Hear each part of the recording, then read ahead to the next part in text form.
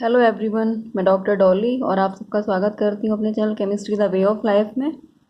तो आज हम पढ़ने वाले हैं डायपोल मोमेंट के बारे में। इससे पहले हमने सारा बॉन्ड लेंथ, बॉन्ड एंगल, उनका इफेक्ट, VSEPR थ्योरी, इन सब के बारे में पढ़ लिया है। जनरल एंड ऑर्गेनिक केमिस्ट्री काफ़ी टॉपिक्स कवर कर लिए हैं हमने। तो आज हम पढ़ने वाले डायपोल मोमेंट के बारे में। तो जो डायपोल मोमेंट होता है वो चार्ज सेपरेशन और इंटरएटमिक डिस्टेंस, इन दोनों का प्रोडक्ट होता है। इसे हम म्यू से रिप्रेजेंट करते हैं। तो mu is equal to E into D, जहाँ पर ई है चार्ज सेपरेशन और डी है इंटरएटमिक डिस्टेंस। इस तरीके से जो डायपोल मोमेंट होता है, डायपोल मोमेंट को हम हिंदी में द्विध्रुव आघूर्ण भी बोलते हैं। तो जो डायपोल मोमेंट होता है ये एक वेक्टर क्वांटिटी है और इसकी जो डायरेक्शन होती है वो पॉजिटिव से नेगेटिव की तरफ होती है हमेशा। जो भी पॉजिटिव स्पीशीज होगी उससे नेगेटिव स्पीशीज की तरफ हम इसको डिनोट करते हैं। जैसे अगर हम एग्जांपल लेते हैं, कोई भी ए बी दो एटम्स हैं जो कि एक कोवलेंट बॉन्ड के थ्रू एक दूसरे से जुड़े हुए हैं। तो यहाँ पर हम मानते हैं कि जो बी है ये हाईली इलेक्ट्रोनेगेटिव एटम है, इसीलिए इसके ऊपर पार्शियल डेल नेगेटिव चार्ज है। और जो ए है ये with respect to B electropositive है, इस वजह से इसके ऊपर पार्शियल पॉजिटिव चार्ज है। तो यहाँ ये पार्शियली पॉजिटिव चार्ज बियर कर रहा है और जो बी है वो पार्शियल नेगेटिव चार्ज बियर कर रहा है। तो इन दोनों के बीच में जो डायपोल मोमेंट की डायरेक्शन होगी वो पॉजिटिव एंड से नेगेटिव एंड की तरफ होगी। तो जो एरो का साइन होता है वो हमेशा नेगेटिव की तरफ रहता है। तो पॉजिटिव से नेगेटिव की तरफ इसकी डायरेक्शन होती है। इस तरीके से अगर हम देखें, जो ए और बी के बीच का आयनिक बॉन्ड है ये क्योंकि एक हाईली इलेक्ट्रोनेगेटिव इलेक्ट्रॉन एटम है और दूसरा हाईली इलेक्ट्रोपॉजिटिव एटम है, तो यहाँ जो इन दोनों के बीच का बॉन्ड होगा वो आयनिक बॉन्ड होगा। एक पर नेगेटिव चार्ज आएगा, एक पर पॉजिटिव चार्ज आएगा। अगर यहाँ पर कंप्लीट चार्ज सेपरेशन की बात करें, अगर यहाँ पर जो कंप्लीट चार्ज सेपरेशन है ये 4.802 इंटू 10⁻⁻10 ESU हो, जो कि एक इलेक्ट्रॉन के चार्ज के इक्वल होता है। अगर इसके इक्वल हो और यहाँ जो डिस्टेंस है वो 1 एंगस्ट्रॉम अगर हो, 1 एंगस्ट्रॉम को अगर हम सेंटीमीटर में कन्वर्ट करेंगे तो वो 10⁻⁸ सेंटीमीटर होता है। तो यहाँ अगर हमें डायपोल मोमेंट या फिर द्विध्रुव आघूर्ण कैलकुलेट करना है तो ये क्या हो जाएगा, mu is equal to E into D.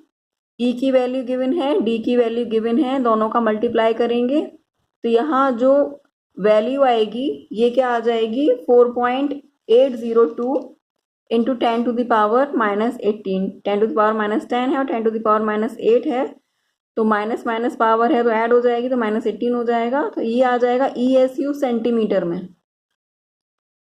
तो ये जो ESU सेंटीमीटर है ये एक्चुअल में एक डिबाई के बराबर होता है। 1 इंटू 10⁻⁻18 ESU सेंटीमीटर को हम 1 डिबाई बोलते हैं। तो यहाँ पर जो 1 डिबाई की वैल्यू क्या होती है, 1 इंटू 10⁻⁻18 ESU पर सेंटीमीटर।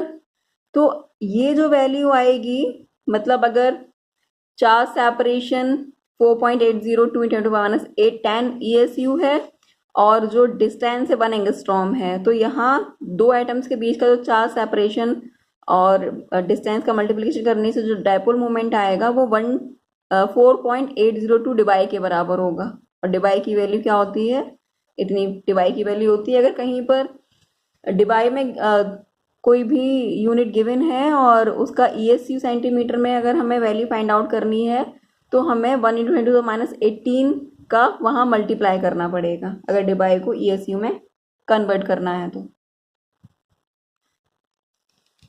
देखिए, अगर हम किसी इलेक्ट्रॉन की बात करें तो इलेक्ट्रॉन के ऊपर हमें पता है 1.6 इंटू 10⁻⁻19 कूलाम चार्ज होता है। और उसके अगर हम डिस्टेंस 1 एंगस्ट्रॉम मान लें दो इलेक्ट्रॉन्स के बीच की, तो यहाँ पर जो चार्ज सेपरेशन होगा वो कितना आएगा, 1.6020 10⁻19 इंटू 10⁻8।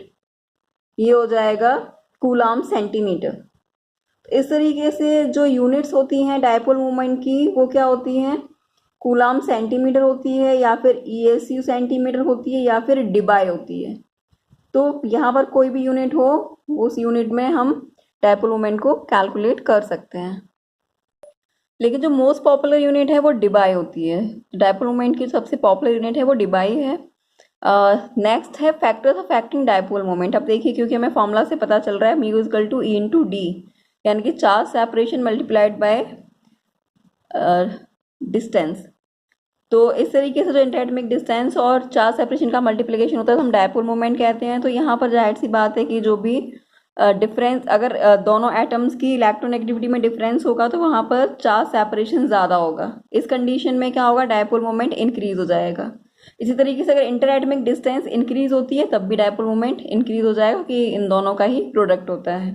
जो थर्ड फैक्टर है वो क्या होता है, 3D ओरिएंटेशन या फिर special orientation of dipole moment. Special cases में जो डायपोल मोमेंट होता है वो किस तरीके से चेंज होता है, तो यहाँ अलग अलग केसेस हैं, क्योंकि यहाँ कॉस थीटा पर इसकी वैल्यू डिपेंड करती है। तो देखिए, अगर कोई भी एंगल अगर बन रहा हो, मतलब अगर ट्राई एटमिक स्पीशीज है, कोई भी ट्राई एटमिक मॉलिक्यूल है, तो उस कंडीशन में जो भी बॉन्ड एंगल होता है यहाँ एटम्स के बीच में, उस पर भी डायपोल मोमेंट डिपेंड करता है। अब देखिए, जैसे यहाँ पर जो ए है ये पॉजिटिव है और यहाँ जो बी एटम्स हैं वो निगेटिव है, तो इसकी डायरेक्शन क्या होती है, हमेशा पॉजिटिव से नेगेटिव की तरफ होती है। इस तरीके से यहाँ पर दो डायपोल मोमेंट काम करेंगे, एक इस वाले ए से बी तक और एक इस वाले ए से इस बी तक। तो अगर हम इसको μ1 माने, इसको μ2 माने, तो जो इसका रिजल्टेंट डायपोल मोमेंट होगा वो क्या होगा, इसके सेंटर पे वर्क करेगा। इन दोनों एटम्स के बिल्कुल बीच में इसका रिजल्टेंट डायपोल मोमेंट आएगा, और जो रिजल्टेंट डायपोल मोमेंट होगा उसकी वैल्यू क्या हो जाएगी, mu is equal to under root μ1 square plus μ2 square plus 2 μ1 μ2 cos theta. आपने a प्लस बी का होल स्क्वायर पढ़ा होगा एक फॉर्मूला, उसके अकॉर्डिंग हम इसको देख सकते हैं। तो यहाँ क्या हो जाएगा, म्यू की वैल्यू हो जाएगी μ1 square plus μ2 square plus 2 μ1 μ2 cos theta. इसमें साथ में ये जो एंगल बनेगा यहाँ पर BAB, जो एंगल बनेगा उस एंगल पे भी डायपोल मोमेंट डिपेंड करता है। तो इस तरीके अगर हम कोई एग्जांपल देखें, तो देखिए कोई ट्राइएटमिक स्पीशीज है, जैसे यहाँ पर A और B दो एटम्स इसमें अटैच्ड हैं, तो यहाँ पर दो डायपोल मोमेंट काम कर रहे होंगे, लेकिन क्योंकि दोनों ही एटम एक जैसे बिल्कुल एग्जैक्टली सेम हैं, तो हम दोनों को अगर μ1 माने, एक μ1 इस तरफ काम कर रहा है, एक μ1 इस तरफ काम कर रहा है, दोनों एक दूसरे के अपोजिट डायरेक्शन में हैं। तो अपोजिट डायरेक्शन में कायदे से तो ये जो डायपोल मोमेंट है यहाँ पर कैंसिल हो जाना चाहिए, इधर वाले की वैल्यू इधर वाले की वैल्यू से कैंसिल हो जानी चाहिए। लेकिन किस तरीके से इसकी वैल्यू जीरो आएगी, इस फॉर्मूला को हम यूज़ करके जीरो किस तरीके से फाइंड आउट करेंगे वो देखते हैं। देखिए, तो यहाँ पर ये ए से बी की तरफ काम कर रहा है, इसका मतलब ए पॉजिटिवली चार्ज है और बी क्या है, हाईली इलेक्ट्रोनेगेटिव एटम है। इसका एग्जाम्पल हम ले सकते हैं जैसे कार्बन डाइऑक्साइड, यहाँ पर सी पॉजिटिवली चार्ज रहता है, यानी कि इलेक्ट्रोनेगेटिविटी इसकी कम होती है और ऑक्सीजन की इलेक्ट्रोनेगेटिविटी हाई होती है। तो यहाँ पर एक डायपोल मोमेंट इस तरफ काम करता है, एक डायपोल मोमेंट इस तरफ काम करता है। इसी तरीके से कार्बन डाइसल्फाइड को हम ले सकते हैं CS2, यहाँ पर भी सल्फर की इलेक्ट्रोनेगेटिविटी कार्बन से ज़्यादा होती है, तो एक डायपोल मोमेंट इस तरफ काम करेगा, एक डायपोल मोमेंट इस तरफ काम करेगा। तो इस कंडीशन में जो μ1 होता है μ2 के इक्वली हो जाएगा। और अगर हम फॉर्मूला पुट करते हैं तो यहाँ जो रिजल्टेंट म्यू आएगा वो क्या आएगा, μ1 square plus μ2 square plus 2 μ1 μ2 cos theta आएगा। थीटा की वैल्यू यहाँ क्या है, 180, और जो कॉस 180 की वैल्यू होती है वो -1 होती है, और μ1 इक्वल टू μ2 है, तो हम यहाँ पर μ2 को μ1 से रिप्लेस कर सकते हैं। इस तरीके से μ1 स्क्वायर प्लस μ1 स्क्वायर दो बार यूज हो जाएगा, और यहाँ 2 μ1 स्क्वायर इंटू -1 हो जाएगा। इस तरीके से 2 μ1 स्क्वायर माइनस 2 μ1 स्क्वायर, यहाँ μ1 से μ1 स्क्वायर कैंसिल हो जाएगा, और जो वैल्यू आएगी फाइनली, तो यहाँ पर देखिए म्यू जो आ रहा है अंडर रूट में क्या आएगा, 2 μ1 स्क्वायर माइनस 2 μ1 स्क्वायर, एक पॉजिटिव है एक नेगेटिव है, यहाँ इससे ये कैंसिल हो जाएगा, तो जो रिजल्टेंट आएगा वो क्या आ जाएगा, 0। तो इस तरीके से अगर दो डायपोल मोमेंट एक दूसरे के अपोजिटली वर्क कर रहे होते हैं एग्जैक्टली इक्वल, तो वहाँ पर जो वैल्यू आती है रिजल्टेंट डायपोल मोमेंट की वो 0 होती है। इसी तरीके से हम एक और केस देखते हैं। यहाँ सेकंड केस क्या है, अगर यहाँ पर जो थीटा की वैल्यू है वो 120 हो, कॉस थीटा की वैल्यू अगर 120 हो, तो कॉस 120 की वैल्यू -1/2 होती है।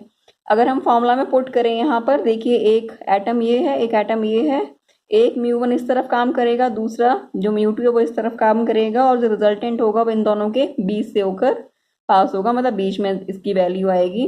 अगर हम फॉर्मूला यहाँ पुट करते हैं और दो जो μ1 है वो μ2 के इक्वल, ये कि दोनों एटम बिल्कुल एग्जैक्टली सेम है, तो इस कंडीशन में अगर हम यहाँ कॉस थीटा की वैल्यू सिर्फ वेरी करेगी, -1/2 होगी।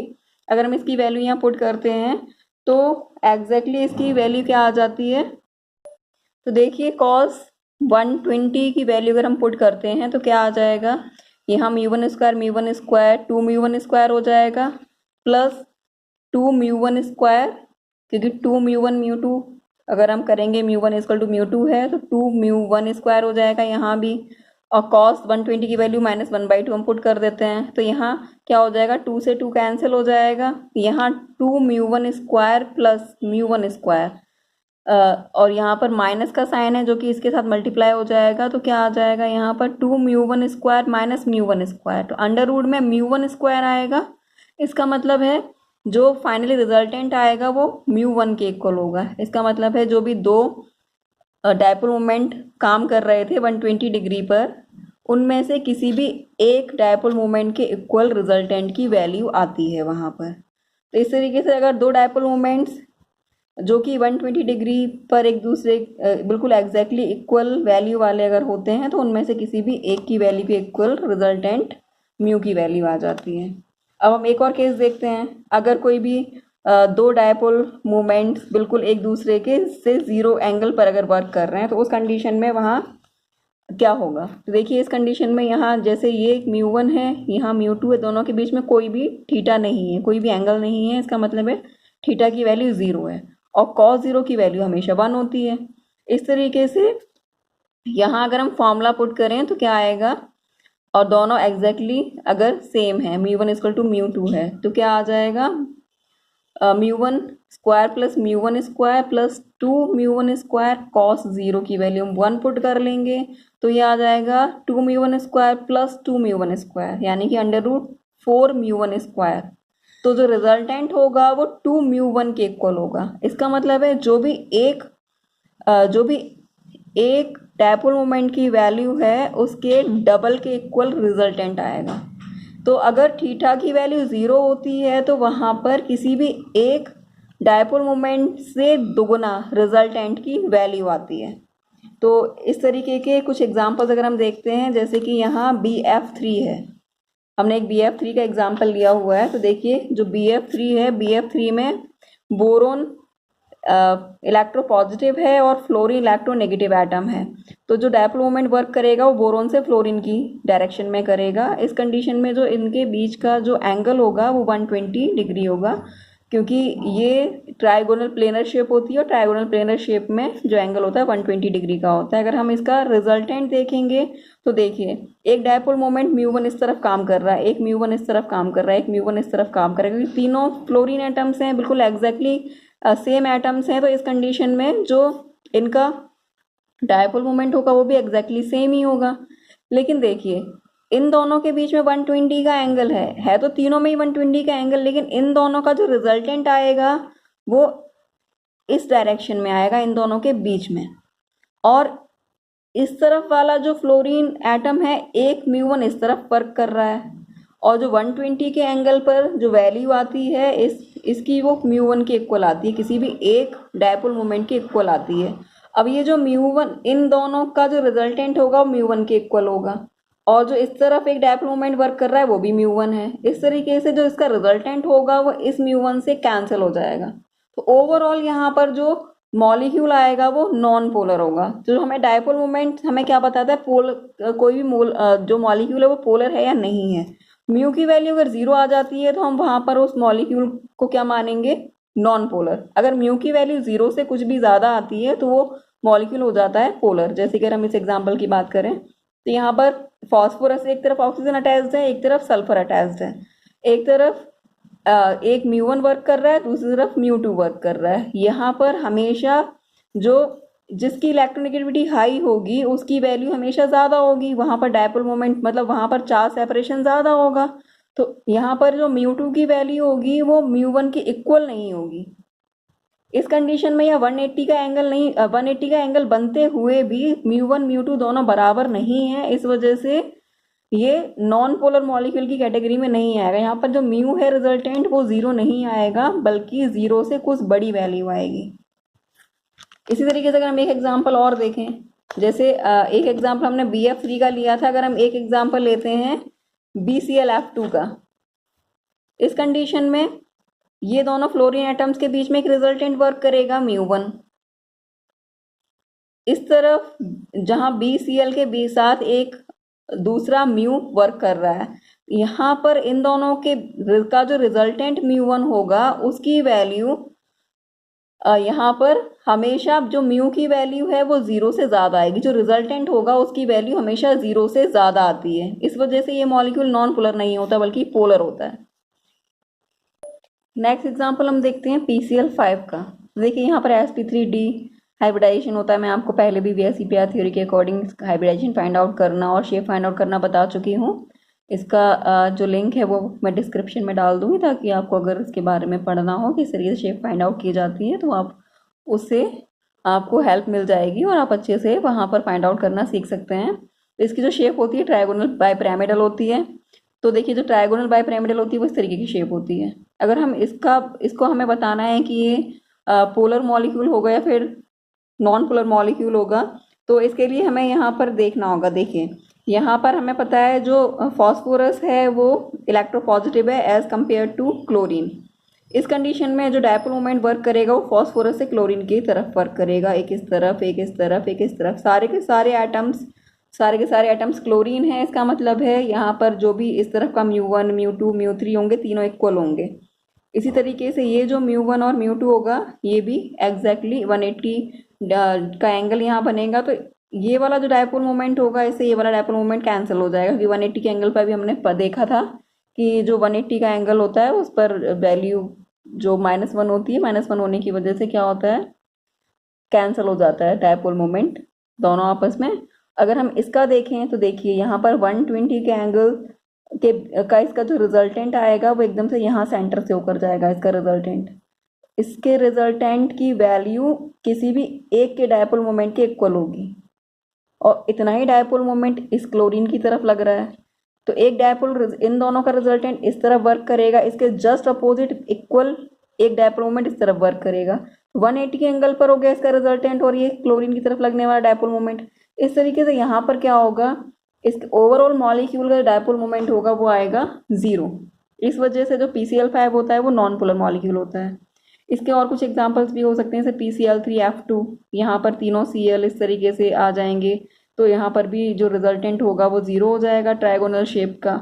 और जो ये वाले दोनों फ्लोरीन एटम्स हैं इनमें भी दोनों एक दूसरे से 180 के एंगल पर जो डायपोल मोमेंट वर्क करेंगे वो 180 के एंगल पर दोनों एक दूसरे से कैंसिल हो जाएंगे। इस वजह से यहाँ पर जो म्यू की वैल्यू आएगी वो भी 0 आएगी। इस तरीके से XeO3F2 है।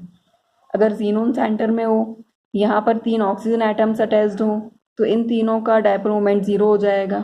2 फ्लोरीन इस तरीके से अटैच्ड हों, तो इन दोनों फ्लोरीन का 180 डिग्री की वजह से अपोजिट डायरेक्शन में डायपोल मोमेंट लगेगा, तो वो भी 0 हो जाएगा।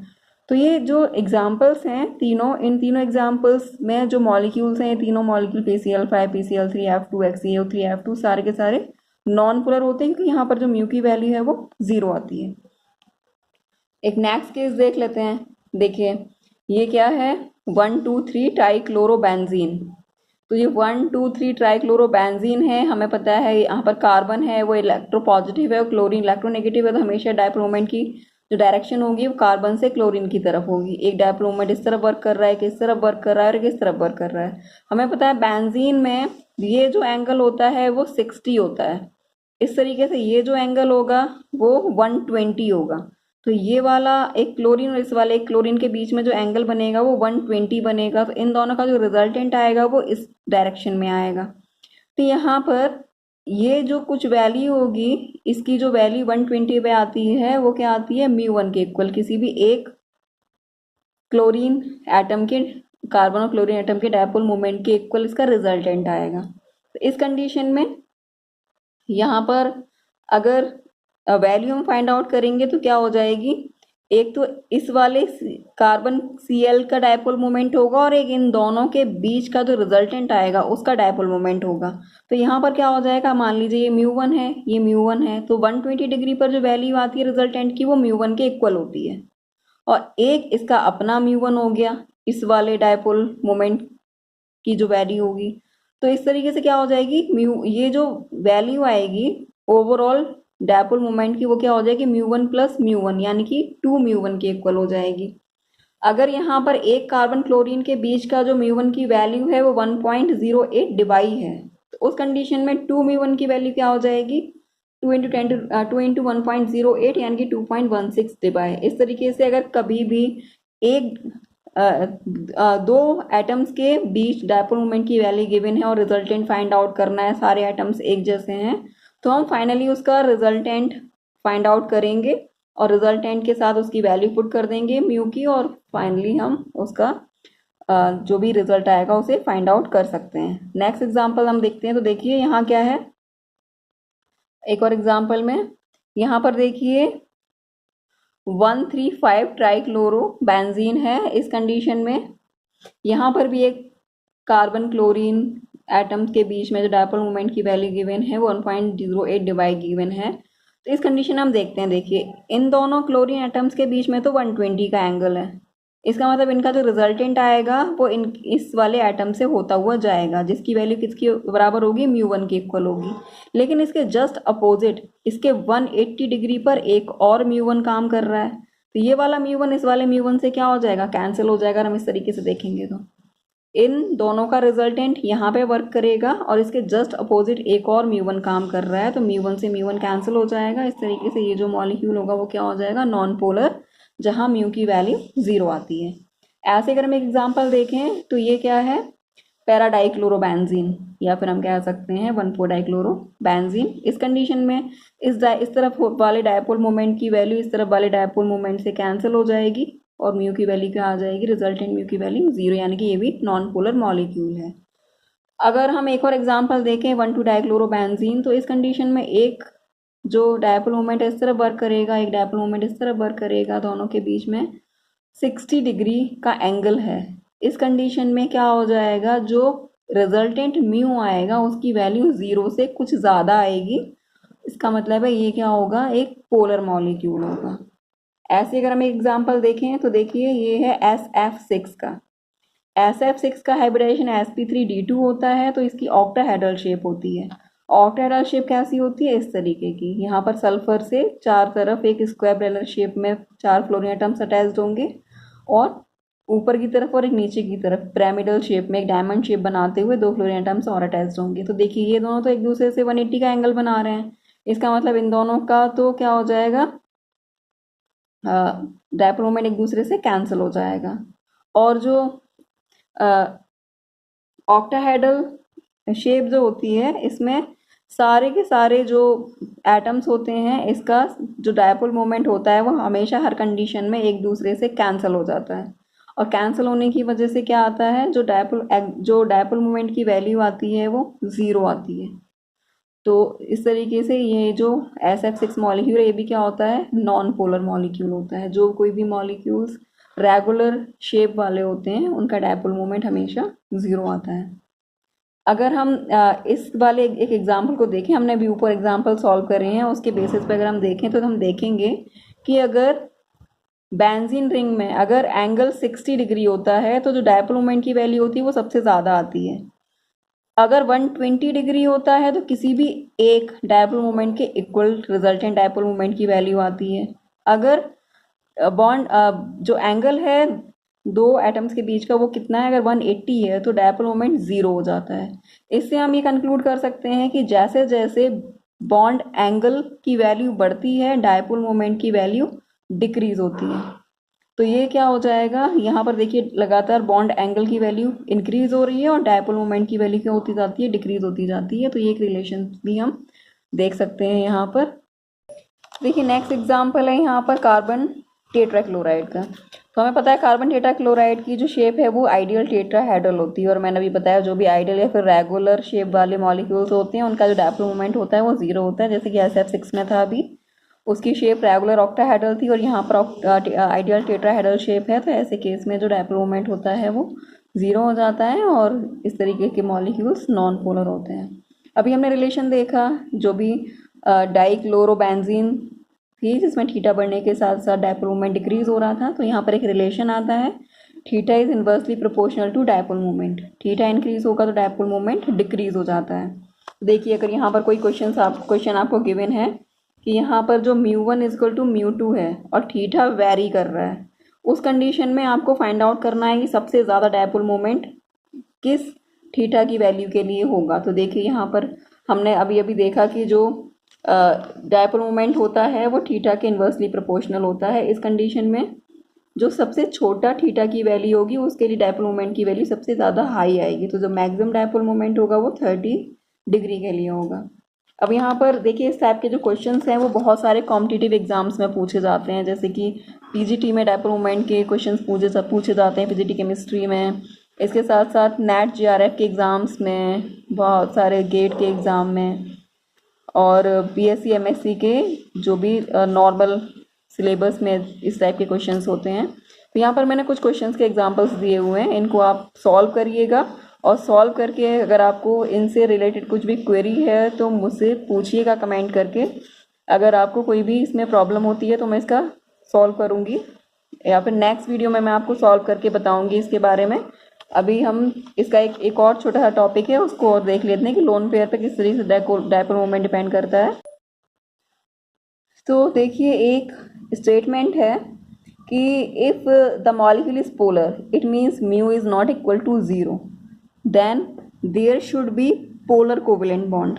इसका मतलब है जो भी कोवेलेंट बॉन्ड है, अगर म्यू की वैल्यू डायपोल जो भी रिजल्टेंट डायपोल मोमेंट है उसकी वैल्यू ज़ीरो से ज़्यादा कुछ आ रही है तो वहाँ पर जो कोवेलेंट बॉन्ड होगा वो पोलर टाइप का होगा किसी भी मॉलिक्यूल में। लेकिन इसका जो रिवर्स है वो ट्रू नहीं होता है। इसका मतलब है if there is a polar covalent bond in the molecule then molecule may और मे नॉट बी पोलर।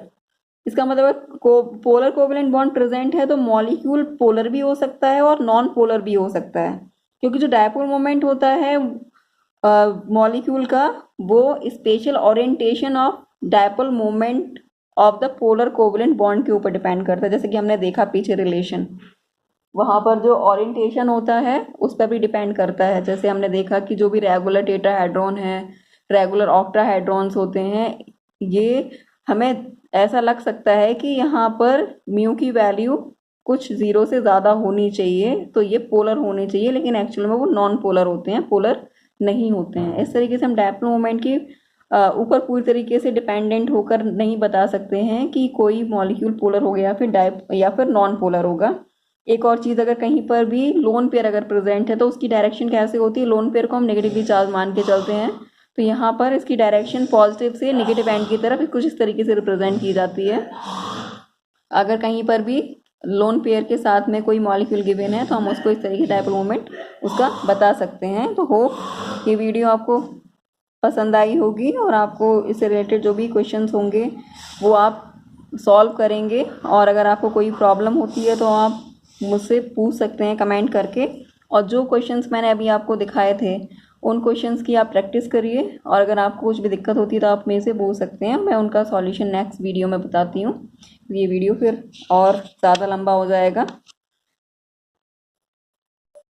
ये कुछ उसके लोन पेयर के कुछ एग्जांपल्स देख लेते हैं। सारे एग्जांपल मैं आपको बता चुकी हूँ अभी, डाइक्लोरोबेंजीन वाले कि बॉन्ड एंगल चेंज होने से किस तरीके से डायपोल मोमेंट की वैल्यू भी चेंज होती है। अब एक एग्जांपल हम देख लेते हैं लोन पेयर का। तो देखिए अमोनिया को अगर हम देखेंगे तो वहाँ पर इसकी पिरामिडल शेप होती है लोन पेयर की वजह से, तो यहाँ जो डायपोल मोमेंट है वो हमेशा पॉजिटिव से नेगेटिव एंड की तरफ काम करता है। तो देखिए यहाँ पर जो हाइड्रोजन है वो पॉजिटिवली चार्ज है और नाइट्रोजन है वो नेगेटिवली चार्ज है, तो यहाँ पर जो डायपोल मोमेंट वर्क करेगा वो हाइड्रोजन से नाइट्रोजन की डायरेक्शन में करेगा। हाइड्रोजन से नाइट्रोजन की डायरेक्शन में, यहाँ पर 3 हाइड्रोजन है तो 3 यहाँ डायपोल मोमेंट वर्क करेंगे। और यहाँ क्योंकि लोन पेयर नाइट्रोजन से ज़्यादा इलेक्ट्रोनेगेटिव है तो एक डायपोल मोमेंट कैसे वर्क करेगा, यहाँ नाइट्रोजन से लोन पेयर की डायरेक्शन में।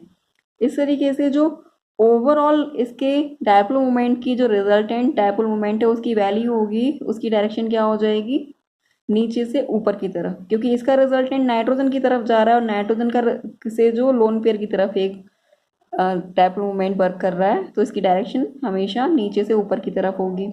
अगर हम NF3 को देखें और हमें फाइंड आउट करना है कि इन दोनों में से किसका डायपोल मोमेंट ज़्यादा होगा, कौन ज़्यादा पोलर होगा, तो देखिए यहाँ पर जो फ्लोरीन एटम्स हैं वो नाइट्रोजन से ज़्यादा इलेक्ट्रोनेगेटिव है, तो यहाँ पर जो डायरेक्शन होगी वो नाइट्रोजन से फ्लोरीन की तरफ होगी, और जो लोन पेयर की डायरेक्शन होगी वो नाइट्रोजन से लोन पेयर की तरफ होगी। तो इस तरीके से जो 3 डायपोल मोमेंट्स हैं वो नाइट्रोजन से फ्लोरीन की तरफ वर्क कर रहे हैं और एक नाइट्रोजन से लोन पेयर की तरफ वर्क कर रहा है। तो यहाँ पर तो सारे के सारे सेम डायरेक्शन में वर्क कर रहे हैं, लेकिन यहाँ पर जो एग्जैक्टली जो वर्किंग है वो क्या है, 3 फ्लोरीन नीचे की तरफ है जबकि एक ही लोन पेयर ऊपर की तरफ है, तो जो ओवरऑल डायरेक्शन होगी वो ऊपर से नीचे की तरफ होगी। तो देखिए एक की डायरेक्शन चारों एटम्स की, मतलब तीनों एटम्स की और लोन पेयर की सेम है, जबकि यहाँ पर 3 एटम्स की सेम डायरेक्शन है नीचे की तरफ और लोन पेयर की डायरेक्शन ऊपर की तरफ है, तो यहाँ पर कुछ वैल्यू कम हो जाएगी रिजल्टेंट की। इस तरीके से अमोनिया का जो डायपोल मोमेंट होगा वो NF3 से ज़्यादा होगा। तो इस तरीके से मॉलिक्यूल की शेप पर भी डायपोल मोमेंट डिपेंड करता है। यहाँ पर ये बहुत इंपॉर्टेंट एग्जाम्पल है जिसको कि हम ध्यान में रखना चाहिए, क्योंकि यहाँ पर डायरेक्शन का हमें बहुत ध्यान रखना पड़ेगा और तभी हम कंपेयर कर पाएंगे कि दोनों में से किसकी डायपोल मोमेंट की वैल्यू हाई होगी और किसके डायपोल मोमेंट की वैल्यू लो होगी, तो कौन ज़्यादा पोलर होगा और कौन कम पोलर होगा। होप ये वीडियो आपको समझ में आया होगा और ज़्यादा लेंथी ना हो, इसलिए मैं इसको यहीं स्टॉप कर रही हूँ। तो जो भी क्वेरीज हों आप कमेंट में मेरे से पूछ सकते हैं और इसका सॉल्यूशन मैं आगे बता दूँगी जो मैंने क्वेश्चंस आपको दिखाए थे। और अगर आपको समझ में आया है तो इसको शेयर ज़रूर करें, चैनल को सब्सक्राइब कर दें और बेल आइकन को प्रेस कर दें ताकि जो भी नए वीडियोस मैं अपलोड करूं तो आपको उसका नोटिफिकेशन मिल जाए और आप कोई भी वीडियो मिस ना करें। तो आज की वीडियो में इतना ही, फिर मिलते हैं नेक्स्ट वीडियो में। Thank you.